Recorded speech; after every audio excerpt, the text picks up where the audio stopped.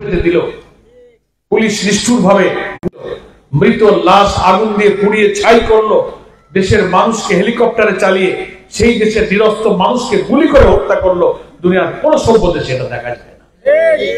আমরা আওয়ামী লীগকে শত্রু মনে করি না, সব আওয়ামী লীগ খারাপ না, আমাদেরও বাপ চাচা ভাই বন্ধুরা তো অনেকে আওয়ামী লীগ করে, আমি তাদেরকে দোষী মনে করি না। একটা দল মানুষ তার পছন্দ মতো করতেই পারে, কিন্তু যে লোকটা মানুষের অধিকারের উপরে হস্তক্ষেপ করবে, মানুষকে খুন করবে, সন্ত্রাসী হবে, নিষ্ঠুরতা বর্বরতা আপনি চিন্তা করতে পারেন, আপনি দল করেন। তাই বলে কি আপনি একটা দেশের মানুষকে সারা জীবন ক্ষমতায় থাকার জন্য আপনি গুলি করে হত্যা করে দেবেন? 14, 18, 24 প্রতি 5 বছর পর পর এদেশের মানুষ একটা ভোটাধিকার পায়, সরকার পরিবর্তনের সুযোগ। জনগণের ক্ষমতার মালিক, জনগণ যাকে ভোট দেবে সে ক্ষমতায় যাবে, যাকে চাবে না সে যাবে না। এটা নাম তো গণতন্ত্র। 5 বছর পর আমাদের বাংলাদেশের সংবিধান মানুষকে সে সুযোগ দিয়েছে। 2014 সালে ভোট হলো, কেউ ভোট দিতে পেরেছিলেন? 300 আসনের 153টা আসনে কোনো প্রার্থী নাই বিরোধী দলের। আমি তখন জেলে, আমার তো জেল কপালে ভালোই লাগানো আছে।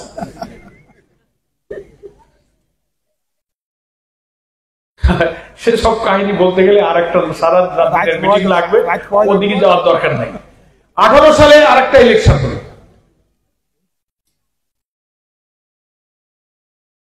সেই 18 সালে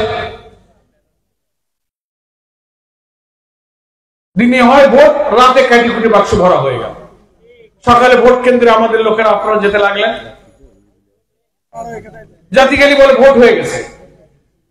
যাচ্ছে ভোটাররা ভোট কেন্দ্রে, রাস্তায় যুবলীগ, আওয়ামী লীগ, ছাত্রলীগ, পুলিশ লীগ বলে বাড়ি চলে যাও, ভোট হয়ে গেছে। কেউ যদি একটু তাজা তুজা জোরজার খাটে বলে না আমার ভোট দিতে হবে, জাতি দিতে হবে, ঠেলে ঠুলে ভোট কেন্দ্র পর্যন্ত অনেকে গেছে, দিয়ে বলে আমি ভোট দেবো, ব্যালট দেন। প্রিজাইডিং পোলিং অফিসাররা বলেন বাবা ভোট হয়ে গেছে, তুমি বাড়ি চলে যাও। এটা হচ্ছে 18। 24 সালে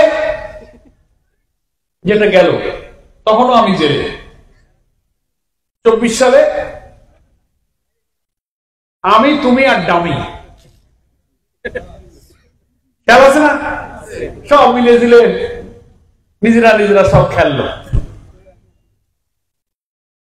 তো কপাল খারাপ হলে কি হয়, 5 বছরের জন্য শেষ খেলা হলো, 6 মাস তো গেল না নাকি? তো যে কথাটা বলছিলাম যে একটা দেশ আপনি ক্ষমতায় থাকেন, ঠিক আছে, বাংলাদেশের একটা গঠনতন্ত্র আছে, আপনাকে আইন যতটুকু সুযোগ দিয়েছে আপনি ততটুকু থাকেন, মেয়াদ শেষ হলে মানুষকে ভোট দেওয়ার সুযোগ দেন। বিএনপি জামাত মিলে আমরা সব বিরোধী দল আন্দোলন করলাম, আলেম ওলামা পীর মাশায়েখ ইসলামিক স্কলার, এই 17-18টা বছর কত লোককে যে হত্যা করেছে, ধরে ধরে জেলে পড়েছে। আল্লাহ আল্লাহ লোক, আলেম লোক, ওয়াজ মাহফিল করে, বক্তৃতা করে, সবাইকে আটকায় ফেলেছে। মনে হচ্ছিল যে উনি ছাড়া এদেশে আর কেউ রাজনীতি করতে পারবে না। তো আমরা যখন জেলে এগুলো চিন্তা করতাম, পেপার পত্রিকা পড়তাম, মানুষের মধ্যে অনেক হতাশা, আপনারা অনেকে হতাশ হয়েছিলেন। 3টা ভোট যে হতে দেয় না, নিরপেক্ষ নির্বাচন চাইলে মার দেয়, গুলি করে, ধরে আটকায় ফেলে, জেল দেয়, ফাঁসি দেয়। তো মনে হচ্ছিল যে সারা জীবন সে থাকবে। অনেকে হতাশ হয়ে বলতে যে এ বোধহয় না মরা পর্যন্ত যাবে না। কি আপনাকে মনে এলাম কত কিনা বলে, মনের কথাটা আমি করে দিলাম। অনেকে 41 কয়, ওই 41 আসলে ফিরে কত 40 হইতো। তো আল্লাহ তাআলার কি ইচ্ছা, কোরআনে আল্লাহ বলেছেন ওয়া তাশাউনা ইল্লা ইয়্যাশা আল্লাহু রাব্বুল আলামিন, তোমাদের কোনো ইচ্ছাই পূরণ হয় না যতক্ষণ আল্লাহ তাআলা তার ইচ্ছা না করেন। হাসিনা চেয়েছিল সারা জীবন থাকবে সে আর তার পরিবার, বাড়ি গোপালগঞ্জ হওয়া লাগবে, শেখ গোষ্ঠী হওয়া লাগবে।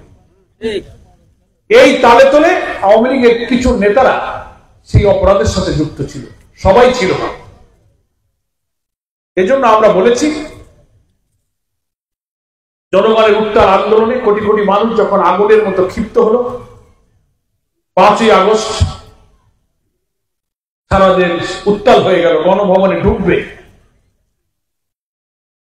ঢাকার প্রবেশ দ্বার দিয়ে লক্ষ লক্ষ লোকের মিছিল ছুটতে লাগলো, সারা দেশ থেকে মানুষ ঢাকায় গেল। আমাকে 20 জুলাই আমার ঢাকার বাসা থেকে ডিবি রাত 2টায় ঘেরাও করে গ্রেপ্তার করা হলো। তার অল্প কিছুদিন আমি আগে জেল থেকে বেরিয়েছি, বাসায় এসেছি, আবার ওই জুলাই আন্দোলনের 20 তারিখে আমাকে নিয়ে যাওয়া হলো। আমার মা তখন আমার বাসায় অসুস্থ, মাকে আমি নিয়ে গেলাম, অনেকদিন কাছে রাখতে পারিনি, অসুস্থ। সেই রাত 2টা-2:30 সময় এসে আমার বাসা ঘেরাও করে ফেলেছে। আমার ওয়াইফ গাড়ির শব্দ শুনে আমাকে বললো, দেখো সম্ভবত পুলিশ আসছে, তোমাকে হয়তো নিয়ে যাবে। আমি দরজা খুলে উঠে দিয়ে দেখি, উপর থেকে দেখি নিচে পুলিশের গাড়ি গাড়ি হয়ে গেছে। আমার মা অসুস্থ, টেনশন, আমার বড় বোন আমার বাসায়, আমার মা আমার বাসায়। জুলাই আন্দোলনের সারা দিন গোলা গুলি, বিশ্ববিদ্যালয়ে পড়ে আমার একটা ছেলে, আমার ভাই ও আমার ভাগ্নে সব আমার বাসায়। পুলিশ দেখে তো সব টেনশন। দরজা খুলতে দেরি হয়েছে, দারোয়ানকে পিটায় ডিবিতে নিষ্ঠুর নির্যাতন করেছে, গেট খুলেছে, এসে আমাকে নিয়ে যাবে। আমার মা খুব কাঁদলো, মা বললো যে আমার ছেলেটা কিছুদিন আগে জেল থেকে বেরোলো, আমার ছেলে কি অন্যায় করছে, তোমরা তাকে আবার নিয়ে যাবো। খুব কান্নাকাটি করলো। তারা বললো যে চাচি, খালাম্মা, আমাদের হুকুম, আমাদের কিছু করার নেই, আমরা নিয়ে যাচ্ছি। আমার বললো, স্যার আপনি কাপড় চোপড় ওষুধপত্র থাকলে বুঝাই দেন, আপনার যাওয়া লাগবে। যাই হোক, আমার মা কান্না খুব সামলাতে পারলো না, আমি মাকে জড়ায় ধরে কপালে চুমু দিলাম, বললাম যে মা তুমি কান্নাকাটি করো না, আমি আবার তাড়াতাড়ি চলে আসবো। এই 20 জুলাই আমাকে নিয়ে যাও। ফলে আমি বাইরে ছিলাম না তখন, আপনারা তো বাইরে ছিলেন জুলাই আন্দোলনের সময়। 5ই আগস্ট পর্যন্ত যে দৃশ্য আপনারা দেখেছেন, আর আমি কারাগার থেকে এগুলো শুনেছি আর টেলিভিশনে দেখেছি। কারারক্ষীরা যেত, পুলিশরা যেত, বন্দিরা নতুন যেত, বলতো স্যার একটা কিছু হয়ে যাবে। প্রতিদিন 200-300 করে মানুষ মারা যাচ্ছে, ঠিক আছে না? কি বলেন? কেন এটা হয়েছে? কোন শাসক যখন অত্যাচারী হয়ে ওঠে, অহংকারী হয়ে ওঠে, দাম্ভিক হয়ে ওঠে, কি আশ্চর্য! কিভাবে কথা বলতো, মনে হচ্ছে যে উনি একাই শুধু সব বোঝে আর জানে, আর কেউ দেশের জন্য বোঝে না। ছেলেদেরকে কিভাবে রাস্তায় গুলি করতেছে, মেয়েদেরকে মারতেছে ফুটপাতে, সেসব ভিডিও তো আমি জেল থেকে বেরোয় এখন তো ইন্টারনেটে দেখা যায়, দেখেন না? গাড়ি থেকে মেরে, গাড়ি পুলিশ থেকে ফেলে দিচ্ছে, লাশ পড়ে, রিক্সার পরে লাশ, রাস্তায় ফুটপাতে পিটাচ্ছে, চেপে ধরে গায়ে বন্দুক দিয়ে ছেলেদের গুলি করতেছে। নিহত লাশ, লাশের পরে লাশ স্তূপ করে আগুনে পোড়ায় ছাই করে দিচ্ছে। হেলিকপ্টার চালিয়ে দেশের নিরস্ত মানুষের উপরে গুলি চালিয়ে নারী শিশুদেরকে হত্যা করেছে। এটা কি কোন, এর জন্য বহু শাসন 53 বছরে আমরা দেখলাম। আমি যে কথা বলছিলাম, মানুষ যখন অত্যাচারী হয়ে ওঠে, অহংকারী দাম্ভিক হয়ে ওঠে, সে আল্লাহর কথা তখন ভুলে যায়, তখনই সে এত নির্যাতন চালাতে পারে। কত আলেম ওলামা, কত রাজনৈতিক নেতা তাদেরকে ধরেছে যারা কোনো অপরাধ করে, মিথ্যা মামলা, সাজানো মামলা। আর আমাদের এই দেশে, এই গ্রামে আশেপাশে কিছু পণ্ডিত ছিল, তারা উস্কায় উস্কায় দিত, বিএনপি জামাত কোথায় আছে তাকে ধরো। সব ওয়ার্ডে ওয়ার্ডে পুলিশের গোয়েন্দাগিরি করতো তারা। মিথ্যা মামলা, বাড়ি ঘরে কেউ থাকতে পারে না, এই কষ্ট তাদেরকে দিয়েছে। আমার নামে 40টা-42টার মতো মামলা আমার নামে দেওয়া হয়েছে। 7.5 থেকে 8 বছর আমি জেলে, 67 দিন আমাকে রিমান্ডে রাখা হয়েছে। তো যাই হোক, আমাদের এই প্রিয় জন্মভূমি বাংলাদেশ, সবার উপরে কষ্ট গেলেও আমাদের এই হাজার হাজার ছাত্র জনতার কষ্ট আর রক্ত আর জীবনের বিনিময়ে আমরা তো একটা নতুন বাংলাদেশ পেয়েছি। 71 সালের স্বাধীনতা যুদ্ধে আমাদের বীর মুক্তিযোদ্ধারা যে জীবন দিয়েছিল, সাম্য, মানবিক মর্যাদা এবং সামাজিক সুবিচার, মুক্তিযুদ্ধের এই 3টা লক্ষ্য ছিল। প্রক্লেমেশন অফ ইন্ডিপেন্ডেন্স বলা হয় মুজিবনগরে 10 এপ্রিল সরকার গঠন করে তারা এই ঘোষণা দিয়েছিল। 53 বছরের স্বাধীনতায় আমাদের দেশে কি মানুষে মানুষে সাম্য এসেছে? আমাদের কি মানবিক কোনো মর্যাদা আছে? কোনো মর্যাদা থাকলে কি আপনার মতের বিরুদ্ধে যাবো বলে আপনি আমাকে খুন করে ফেলবেন? এটা নাম কি গণতন্ত্র? এটা কি সাম্য? এটা কি সামাজিক সুবিচার? হয়নি বলেই দেশের 18টি মানুষ এই স্বৈর শাসকের বিরুদ্ধে এই বিক্ষোভে আন্দোলনে ঝাঁপিয়ে পড়েছে এবং তার পরিণতিতে তাকে কোন পুলিশ, কোন সেনাবাহিনী তাকে রক্ষা করতে পারেনি। শেষ মুহূর্তে দুপুর বেলায় সেনাবাহিনী বলেছে যে আপনাকে রিজাইন করতে পারলে দেশ ছাড়তে হবে, আপনি থাকলে আপনাকে আমরা বাঁচাতে পারবো না। শেখ হাসিনা সেনাপ্রধানকে বলেছে যে না, গুলি চালাও, বলছে না আমরা জনতার উপরে গুলি চালাতে পারবো না। জানেন সেসব কাহিনী, এসব ইতিহাস সংবাদপত্র পড়বেন। তাহলে কি হলো? তার বন্দুক, তার সেনাবাহিনী, তার র্যাব, তার পুলিশ, তার এসএসএফ, তার বডিগার্ড তাকে রক্ষা করতে পারে নাই, কারণ আসমান থেকে আল্লাহ হুকুম হয়ে গেছে। সব শক্তির যিনি মহাশক্তিধর, আলা কুল্লি শাইইন কাদির, সবকিছুর উপরে যার কর্তৃত্ব, তার কাছে তোমার সময় শেষ হয়ে গেছে। তাই দুপুরে রান্না ভাত খেতে পারোনি, পালিয়ে 2 বোন হেলিকপ্টারে করে যেখানকার মাল সেখানে চলে গেছে। তারপরে জনগণ যখন মিছিল করে গণভবনে ঢুকলো, টেলিভিশনে দেখছেন না, হাঁস, মুরগি, রান্না ভাত, রুই, মুরগি, কত কি ছেলে পেলেরা সব নিয়ে আনন্দ, সোনা পালঙ্কে সব শুয়ে শুয়ে ফটো তুলছে। দেখেননি আপনারা কি বাহাদুর? এখন আবার মাঝখানে ভিডিওতে শোনা যায় যে না, আমি আশেপাশে আসি, যে কোন সময় ঢুকে পড়বা, তা আসেন, আমরা গেট সাজায় বসে আছি কলার পাতা দিয়ে। এই উদাহরণগুলো থেকে শিক্ষা নিতে হবে সব দলকে, যারা মানুষের উপরে গুরুত্ব করেন, কর্তৃত্ব করেন, ক্ষমতায় গেলে আর কিছু বোঝেন না, সব লাল ছড়ি ঘুরান। এখান থেকে আমরা জামাত ইসলামী করি, আমাদেরও শেখার আছে, আওয়ামী লীগেরও আছে, বিএনপিরও আছে, জাতীয় পার্টিরও আছে, সব দলের এই শেখ হাসিনার ঘটনা থেকে শিক্ষা নিতে হবে, শিখতে হবে। এখনো তো আশ্চর্য, এত কিছু ঘটার পরও তো ওই ফ্যাসিবাদের যেমন দোষ, তাদের তো শিক্ষা হলো। আমরা তো ভাবছিলাম যে তারা বোধহয় একটু মনে হয় নরম দরম হবে। অবশ্য নরম হয়ে গেছে, সব জায়গায় নরম হয়ে গেছে। আর 2-1 কপালে যদি হেদায়েত না থাকে তো আপনি আমি জোর করে তো কাজ হবে না। হবে তেঁতুল গাছের গোড়ায় দাঁড়ায় যদি আপনি বড় পীর, চরমনাই, তবলিগ, আওয়ামী লীগ আগে সারা বছর দোয়া করেন আর ইসালে সব দেখা যায় কোরআন খতম দিয়ে দোয়া, আল্লাহ তুমি এই গাছে আম দাও, তেঁতুল গাছের গোড়ায় দোয়া করলে কি আম হয়? গাছ যে তেঁতুল গাছ, কোনো দোয়া করতে হবে না। কিছু তেঁতুল গাছ আছে ও কোনো দোয়ায় কাজ হয় না। সেই জন্য আমরা আওয়ামী লীগের ভাইদের, বন্ধুদের বলি যে আপনারা যারা ভুল করেননি, কোন অন্যায়ের সাথে জড়িত নয়, অন্যায় কাজকে ঘৃণা করেন, আপনারা আমাদের সাথে থাকেন, আপনাদের ভালো মন্দ বিপদ ইনশাল্লাহ আমরা দেখে রাখবো। আমার কথাটা বুঝেছেন? বিএনপি জামাত আমরা একসাথে করেছি, বিএনপির ভাইদেরকে বলবো আমরা এখানে রাজনীতি জোটবদ্ধ করেছি, যদি একসাথে হলে হবে, একসাথে যদি না হয় তো আলাদা হবে। আপনি কাকে পছন্দ করবেন, ভোট দেবেন, আপনারাই বিচার করবেন কাকে দিয়ে কাজ হবে। আমরা তো আপনাদের সন্তান, আপনার ভাই, এই বাড়ি আমার, এখানে তো আমার রাজনীতি আর ভোটের কোনো বক্তৃতার দরকার নাই। আমি যদি আমার বাড়িতে বক্তৃতা করি তো দরকার আছে? তা আমি ওই ডুমুরিয়া যাবো কোন সময়? এখন ডাক দিয়েছেন, মিজান মঈন বললো যে একটু যাইতে হবে উত্তরপাড়া, বাপ চাচার সাথে দেখা করতে, তেমনি আসছে। সেজন্য আমার কথা হলো যে আমাদের ব্যক্তির চেয়ে, অনেকে বলে যে ব্যক্তির চেয়ে দল বড়, দলের চেয়ে দেশ বড়, কিন্তু অনেক সময় তারা আসল পরীক্ষা যখন এসে হাজির হয় তখন সেই নীতি কথাগুলো ভুলে যায়।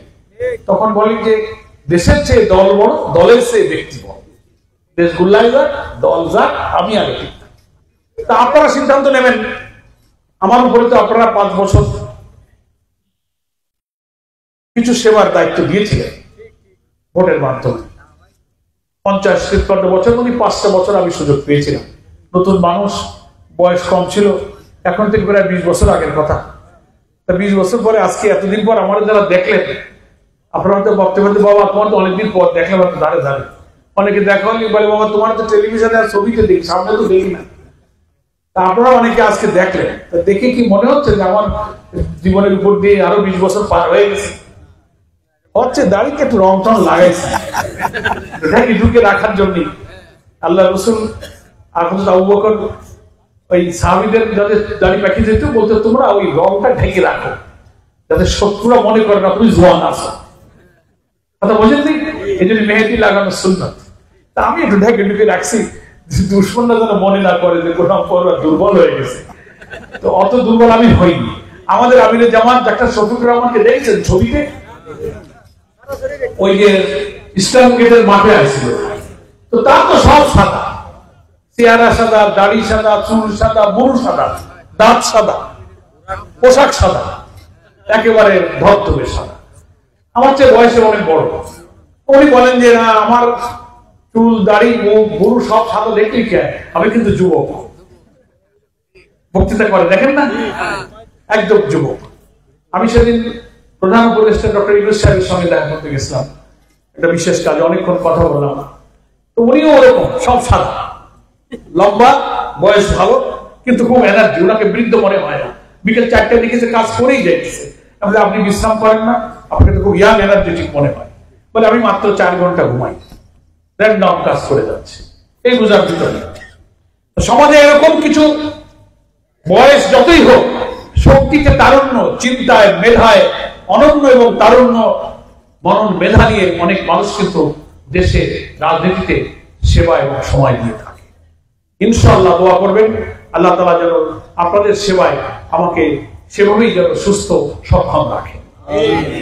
5 বছর যা সুযোগ দিয়েছিলেন আপনাদের চোখের সামনে যতটুকু কাজ আমি করেছি। কিন্তু মুশকিল কি, দুঃখের কথা নিজের বাড়ি, দুঃখের কথা বলতে নিজেরও মায়া লাগে। আমরা এই গ্রামের ছেলে, এই গ্রামে জন্মেছি, রাজনীতি যার যাই আমরা করি, কিন্তু এত প্রতিহিংসা আমার প্রতি এখানকার কিছু লোক করেছে, জানেন তো আপনারা, মানে ভালো কাজও করতে দেবে না, ভালো কাজ করতে দেবে না, করতে গেলেই সেটা পছন্দ হয় না। এখানে অনেক রাস্তা করেছি আমি, তারপরে এই রাস্তা করেছি, বাজার থেকে তেঁতুলতলার ভিতরে রাস্তা করলাম। আমাদের মরহুম চেয়ারম্যান সিরাজউদ্দিন চেয়ারম্যান চাচা ছিলেন, আমি বললাম এই চাচার নামে রাস্তাটা করে দিই, তার নামে ফলক দিয়ে দিলাম। ওই রাস্তা সোজা এসে কাজীবাড়ির সামনে দিয়ে এসে মধ্যডাঙ্গা দিয়ে ঢুকে আসলো, পরে সেই রাস্তায় লম্বা করে আমি দিয়ে চলে গেলাম। লম্বা রাস্তা উদ্বোধন করলাম। এখানে যারা ওই সময় আওয়ামী লীগ করতেন দাওয়াত দিলাম যে রাস্তাটা, এটা তো আমার বাড়ির সামনের রাস্তা, সিরাজ চাচার নামে করে দিলাম। আমার বাড়ির সামনে রাস্তা যখন ভাঙাচোরা মাটি, আমি যাইনি।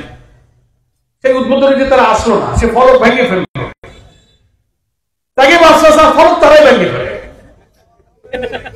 কি জ্বালা, কি আপনি চিন্তা করতে পারেন? ডাকাতিয়া মনিলাল বাবু আছেন, বিদ্যুৎ নাই, আলো জ্বলে না, খুব কষ্ট করে বিদ্যুৎ টেনে টুনে দিলাম, দিয়ে ওখানে একটা ফলক লাগাইলাম, পাথরে উনারা লাগাইলো যে আমি দিছি উদ্বোধনের দিনে। সে রাগ করে সেই ফলক ভেঙে ফেলে দিল। তাই বললাম যে ফলক ভাঙলে গেল, বিদ্যুতের তার তো ছিঁড়ে ফেলতে পারতে, মাছ বা বেশি কামড়াবো। তো পাথরের ফলকের নাম ভাঙিয়ে ফেললে কি নামটা হৃদয় থেকে মোছা যায়? এই আমার গ্রামের কিছু লোক আক্রোশ, আমাকে অনেকে মনে করেছে তার রাজনীতির পথের কাঁটা, আমি না থাকলে ভালো হয়।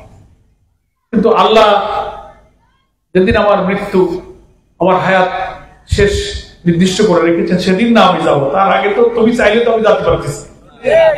আমার কথা বোঝেননি? ইশারায় বুঝে নেবেন, বেশি বাংলা বলার দরকার নেই।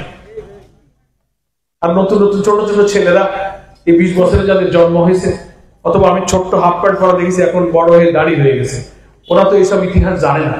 কিন্তু আপনার পাকা দাড়ি মুরব্বীরা তো কিছু কাহিনী বোঝেন, ভালো বোঝেন, এদেরকে বুঝাবেন। আমি মনে করি আমার শিরোমণি গ্রাম উত্তরপাড়ায় যারা আছেন, এখানে অন্যান্য দল করতে অনেকেই আমাকে স্নেহ করতেন। তালেব ভাই মারা গেছে, আমার খুবই স্নেহ করতেন। আমাদের স্যার ছিলেন জুলফিকার স্যার, ওয়াহিদ আছে এখানে, ওয়াহিদ ওর আব্বা খুব মহব্বত করতেন আমাদেরকে। অনেক মুরব্বীরা মারা গেছেন, দলমত যাই করুক, কিন্তু আমাকে কিন্তু নিজের ছেলের মতো তারা বুকে টেনে ভালোবাসে। এত আক্রোশ কিন্তু তারা কোনদিন দেখেনি। এই পাড়ায় আপনাদের একেবারে এই দিক থেকে শুরু করে মুন্সি পাড়া থেকে নিয়ে এই পর্যন্ত সবাই মহব্বত। তাহলে কাকার কথা বলছি, তাহলে ভাইয়ের কথা। আমি আপনাদের উত্তরপাড়ার মুরব্বী যুবক যারা আছে তাদের কাছে বলবো যে আমরা একটু মিলেমিশে থাকি, নাকি বলেন?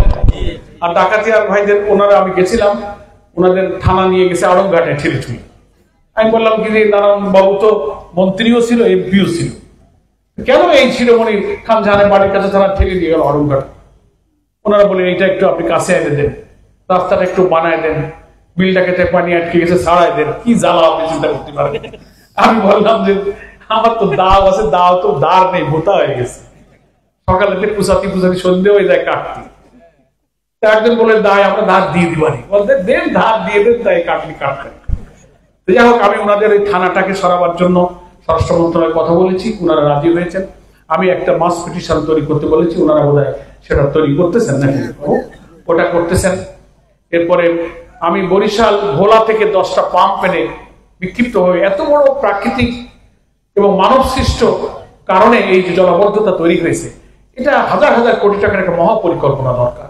60-এর দশকে খানে সবুর সাহেব যে অবদান বাঁধগুলো করেছিলেন, ফোল্ডার গুলো করেছিলেন, তারপরে আর বিল ডাকাতিয়া সেই জলাবদ্ধতা নিরসনে, পানি নিষ্কাশনের আর কোন পদক্ষেপ কোন সরকার গ্রহণ করে। মেম্বার চেয়ারম্যানরা হয়েছে অল্প অল্প বরাদ্দ, মানে টিয়ার কাবিকা, অল্প 2 কোদাল কোপ কাটি মাটি ছাড়াই দিয়ে টাকা মেরে খায়।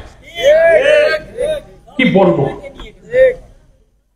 আমি 5 বছর এমপি থাকছে দেখছি তো, হয়তো 20 টন 10 টন চাল দিছে, এই মাঠে মাটি বড় খাল কাটো দেখতে গেছি তো, দেখে মনে হয় না যে 4-5 টন দিছে, কোথায় না ভাই করে ফেলেছি সব, ওই ছাড়াই ছড়ে উপর দিন দেয়, মনে খুব ভালো কাজ করেছে, সুন্দর করে কোদাল দিয়ে কি করবে না। তো যাই হোক, রাস্তাঘাট গুলো যা পেরেছিলাম, কলেজে বিল্ডিং করেছি, স্কুলে বিল্ডিং করেছি, মাদ্রাসা মসজিদ যেখানে যতটুকু পারা গেছে। 50 বছরে যা হয় না সব কি 5 বছরে করা যায়? যায় না। তবে আপনাদের কাছে, আপনাদের ছেলে হিসেবে আমার ওয়াদা ছিল যে ইনশাআল্লাহ আল্লাহ যেটুকু তৌফিক দেবে আমি হালালের উপরে থেকে করবো, একটা টাকা হারাম আমার হলকুবের নিচে যাবে না, এই ওয়াদা আমি করেছি ইনশাআল্লাহ। তারপরে আল্লাহ আমাকে তৌফিক দিয়েছেন, আল্লাহ আমাকে হারাম থেকে পবিত্র রেখেছেন। আমি পকেটের টাকা খরচ করে যা পেরেছি, নির্বাচনের মেয়াদ যখন শেষ হয়ে নতুন নির্বাচনের সময় আসলো, মনোনয়ন জমা দিতে হবে, তখন আমি 8 লক্ষ টাকা ঋণী হয়ে গেছি আমার এমপি গিরি চালাতে। এমপি গিরিতে কি কায়দা, লোকেরা বলে আপনি এমপি, আপনার বাসায় আসলাম, আপনি আলু ভর্তা ডাল দিয়ে ভাত খাওয়ালেন, তা খাও। চাল চুরি করতে পারিনি, গম চুরি করতে পারিনি, অযোগ্য অথর্ব এমপি যাও খাইছে, আলু ভর্তা খাইছে। তা আবার এসে এলাকায় গাড়া খোলা যে আমি ফুলতলা এসে বলে এমপির বাসায় গেলাম তো আলু ভর্তা ডাল দিয়ে খাইছে। তবুও তো খাওয়া তো গেছে, না খেয়ে তো তার আসেনি। লোকেরা গেছে, আমি আল্লাহ আমাকে যতটুকু কাজ করার তৌফিক দিয়েছেন, আমি পারলে নিজের গাড়িতে করে, নিজের গাড়ির তেল পড়ায় তাকে অফিসে দিচ্ছি, কাজ করে চলে আসছি। কিন্তু কোন কাজের বিনিময়ে আমি কারো কাছ থেকে কোনোদিন 1 কাপ চা, 1 টাকা নিয়েছি কেউ ইনশাআল্লাহ তা বলতে পারবে। আমি যদি সমস্ত কাজ থেকে মানুষ খালি কমিশন, একটা ডিও লেটার দিলে 50,000, একটা স্কুলে বেতন চালু করলে, একটা বিল্ডিং দিলে লাখ লাখ টাকা। আমি তো চ্যালেঞ্জ দিয়েছি সারা ডুমুরিয়া ফুলতলে, কেউ বলতে পারবেন ওই সময় আজ থেকে 20 বছর আগে প্রায় 350 কোটি টাকার কাজ আমি ওই 5 বছরে করেছি। 1% করে নিলে কত টাকা হতো? বেশি না, 1%। আমার আর কিছু করা লাগবে? শেষ করে দেখি আমি 8 লাখ টাকা দিই না। শেষে আমার মনোনয়ন দাখিল করা যায় না, বলে তোমার এই ঋণ শোধ না করলে তুমি তো ডিসকোয়ালিফাই হয়ে ভোট করতে পারবো না। বন্ধু বান্ধবের ধার মার করে সেই টাকা শোধ করে পরবর্তী মনোনয়ন জমা দিলাম। তা সে ভোট তো রাত্রি হয়ে গেল, দিনে আর যাওয়া লাগলো না। আমার কথা বুঝে আসছে তো? ফলে আল্লাহ তাআলা যদি আমাকে, আল্লাহর রহমতে আপনারা যদি আমাদের উপরে আবার এই সেবার বা খেদমতের দায়িত্ব দেন, আমার আসলে কোনো ইচ্ছা নাই, অন্তর থেকে বলছি, আমার এটা খুব কষ্ট লাগে, তা অভক্তি হয়ে গেছে। আমি আমার সঙ্গীদের বলি, এটা আমার কাছে একটা আজাব মনে হয়, এই বয়সে এখন এই মানুষের কাছে যাও আর ভোট চাওয়া আর ক্যান্ডিডেট হওয়া মানে একটা ফকিরের মতো কাজ। বাড়ি বাড়িতে ভাই ভালো আছে, আসসালামু আলাইকুম, দোয়া করবেন, একটা ঠিকই কিছু দেয়। আমার একদম অস্বস্তি লাগে। আমি বারবার বলেছি আমার দিয়ে না, আপনার করতে হবে। এখন এটা আমার আর আসলে শরীরে কুলায় না। এই সকাল থেকে ফজর থেকে বেরোই আর বড়টা একটা পর্যন্ত ওই বাসায় সাংবাদিক হিসেবে বসে আছে, আর এক জায়গায় যাইতে হবে, ডুমুরিয়া গেছি, আবার কালকে ভোর থেকে যাব। এই আমার জীবন। জেলে মাঝে মাঝে বাসায় আমার ওয়াইফরে বলি, ঘোড়ার ডিম জেলই ভালো ছিল, আমার তুমি ক্ষমতার মুখে কথা বলো। এই নিয়ে ঘরের মধ্যে দুজনের একটু মাঝে মাঝে একটু তর্ক বিতর্ক হয়। আমার জেলই ভালো ছিল, বাসায় থাকতে পারে না। আবার জেলেও তো বিপদ, আমার আব্বা মরে গেল, দুটো ভগ্নিপতি মরে গেল, আমি জেলে দেখতে পারলাম না। ছেলে মেয়েদের বিয়ে, লেখাপড়া খোঁজ দিতে পারি না, পাশে থাকতে পারি না, কোন দিকে আপনি যাবেন? তো যাই হোক, সংগঠন যেহেতু আমাকে বলেছে, আমি আল্লাহ তাআলার দিন বিজয়ী করাকে আমার জীবনের লক্ষ্য হিসেবে নিয়েছি, সেই সংগঠনের সিদ্ধান্ত যা আমার প্রতি দেওয়া হয়, এই সিদ্ধান্ত অস্বীকার করে পালায় যাওয়ার কোনো সুযোগ আমার নেই। আমি কোনো পদ পদবি, কোনো দায়িত্ব আমি কামনা করি না, কিন্তু আল্লাহ তাআলা তার দিনের জন্য যদি এমন করে কোনো দায়িত্ব দেন, সেটা থেকে পালিয়ে যাওয়ার কোনো চরিত্র আমার নেই। আপনারা যদি সাথে থাকেন, আল্লাহ রহমত আমি যদি পাই, তাহলে আপনাদের এই খেদমতে আমি থাকতে রাজি আছি। আর আপনারা আবার যদি দায়িত্ব দেন, আমি কোনোদিন আগেও শাসক ছিলাম না, মাতব্বরি করিনি, আবারও যদি দায়িত্ব দেন, তো আমি শাসক থাকবো না, ইনশাআল্লাহ আপনাদের সাথে সেবক হয়ে আপনাদের পাশে থাকবো। তো আমি কথা বাড়াতে চাই না, একটা কথা বলে আমি শেষ করি। সেটা হচ্ছে যে জামাত ইসলামী বিশ্বাস করে যে একটা সমাজ, একটা সভ্যতা, একটা দেশ, একটা রাষ্ট্র তখনই ভালো হবে যদি সেই দেশের মানুষ যদি চরিত্রবান হয়, মানুষ যদি সব কাজে আল্লাহকে ভয় করে। দুনিয়ার পুলিশ, র্যাব, এনএসআই, ডিজিএফআই এগুলোকে ভয় করে মানুষ অপরাধ থেকে বাঁচে, কিন্তু ওদের চোখ ফাঁকি দিতে পারলে আবার সে অন্যায় করে। কিন্তু আল্লাহর ভয়টা এমন একটা ভয়, প্রত্যেকের অন্তরে আমার আল্লাহ আমাকে দেখছেন, প্রতি মুহূর্তে সেকেন্ড আল্লাহ আমার সাথে আছেন। আমার চলাফেরা, খাওয়া, উঠা বসা, আমি বিলি গেছি, ঘেরে গেছি, চাকরি করছি, রাজনীতি করছি, ফ্যামিলির সাথে কথা বলছি, ব্যবসা করছি, দোকানে বসেছি, বাজারে যাচ্ছি, আল্লাহ আমাকে দেখতেছে। পুলিশের সামনে যেমন আমি চুরি করতে পারি না, সব শাসকের মহাশাসক যিনি, তিনি আমার পাশে। আমি কি করে মিথ্যা বলি, কি করে চুরি করি, কি করে জেনা করি, কি করে খাদ্যে ভেজাল দিই, কি করে সন্ত্রাস করি, কি করে লুটপাট করি, সে তো দেখতেছে। আমি তো পাকড়াও হয়ে যাও। কি বলেন? এইটার নাম হচ্ছে আল্লাহ ভয়। আল্লাহ তাআলা বলেছেন সূরা আরাফের মধ্যে, ওয়ালাউ আন্না আহলাল কুরা আমানু ওয়াত্তাকাউ লাফাতাহনা আলাইহিম বারাকাতিন মিনাস সামাই ওয়াল আরদ। কোন দেশের মানুষ যদি আল্লাহর উপরে ঈমান আনার পর আল্লাহর ভয়ের ভিত্তিতে কোন রাষ্ট্র গঠন করতে পারে, আহলাল কুরা মানে হচ্ছে একটা রাষ্ট্র, একটা জনপদ, একটা টেরিটরি, একটা ভূখণ্ড। আল্লাহ ওয়াদা করছেন লাফাতাহনা আলাইহিম বারাকাতিন মিনাস সামাই ওয়াল আরদ, আকাশ এবং পৃথিবীর সমস্ত বরকতের দরজা সেই জাতির জন্য আমি খুলে দেব। সুবহানাল্লাহ। কে বলছেন? আল্লাহ। সূরা আরাফের মধ্যে ফাতাহনা মানে খুলে দেওয়া, লাফাতাহনা অবশ্যই খুলে দেব, বারাকাতিন মিনাস সামা মানে আকাশ, আরদ মানে পৃথিবী, আকাশ পৃথিবীর বরকতের সমস্ত দরজা আমি সেই দেশের জন্য খুলে দেব। প্রোভাইডেড, শর্ত হচ্ছে আল্লাহকে বিশ্বাস করতে হবে আর এই আল্লাহকে ভয় রেখে রাষ্ট্র চালাইতে হবে। আমি কথাটাকে বুঝাতে পেরেছি?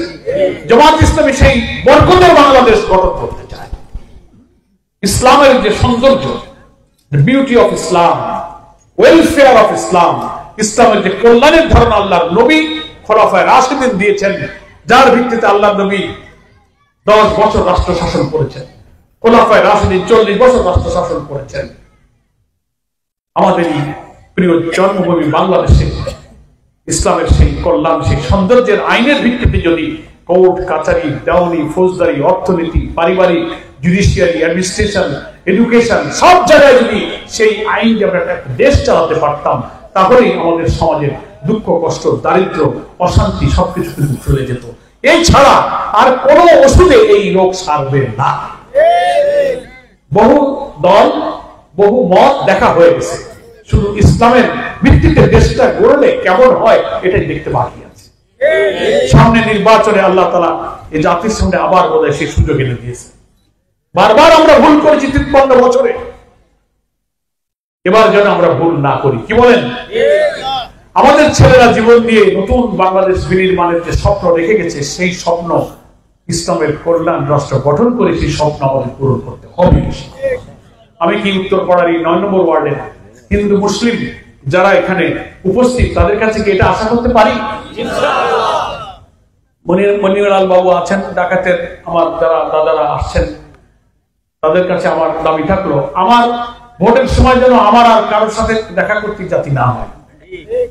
এটা কি জন্য বলতেছি, এটা আমার বাড়ি। তো আমার বাড়ি যদি এসে আমার কথা বলতে হয়, তা আমি দূরের লোকের কাছে কখন যাব?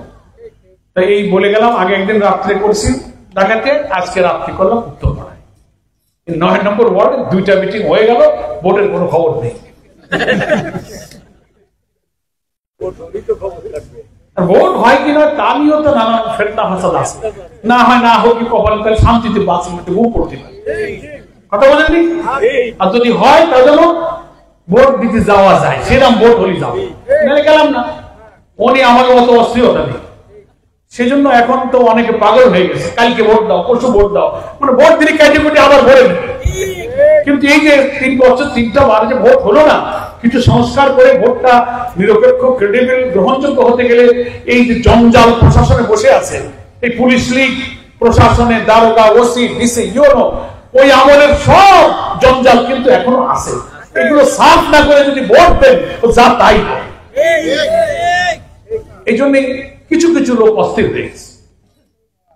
অস্থির হলে লক্ষণ বোঝা যায়, সুবিধে না, মানে তাড়াতাড়ি দাও, যা আছে গুলা গেলে দাও, লুটিপাটি খাই। আমরা এটা করা যাবে না। তাহলে আমাদের এই 20,000 লোক আহত হলো, হাজার হাজার লোক জীবন দিল, 16-17টা বছর আমরা ফাঁসিতে ঝুলল, মরে গেল, ক্রস মেরে গেল, জেল কাটলাম। এত কষ্টের মূল্য কি হলো? এই জন্যই তো করেছি যে দেশের মানুষ শান্তি পাবে। আবার যদি তাই হয়, এত রক্ত দেওয়ার দরকার নেই। তা আপনারা সবাই ঐক্যবদ্ধ থাকবেন, কেমন? আর উত্তরপাড়ার যুবক ছেলেদের বলে, তোমরা গন্ডগোল ফেসাদ করবো না বাবা, মারামারি, এর হুমকি দেয়া, এর হুমকি দেয়া, ওর তোর দেখাই দেবো। হিন্দুদের অনেক একটু জামাতের লোকেরা যায়, আমার আব্দুল খালেক টালেক যায়, সংগঠন হচ্ছে, সদস্য হচ্ছে, হিন্দুরা আবার জামাত করছে, তাতে আবার কিছু লাগে। হিন্দুরা আওয়ামী লীগ করতে পারে, জামাত করলি তো কোন জ্বালা পড়ে? হিন্দুরা বিএনপি করতে পারবে, জাতীয় পার্টি করতে পারবে, আওয়ামী লীগ করতে, জামাত করতে পারবে। তোমরা জামাত করলি, তোমরা মুসলমান হয়ে গেলে পুজো করতে পারবে না। এই হচ্ছে আর একটা মিথ্যে কথা শুরু করছে। পুজো টুজো সব করবা, হরে রাম হরে কৃষ্ণ বলবা, হরি বলবো, সব ঠিক থাকবে। কিন্তু রাজনীতি, অর্থনীতি, জীবন সম্পদের নিরাপত্তার জন্য ইসলামের আইন যদি বেঁচে থাকে, তো মুসলমান যেমন শান্তি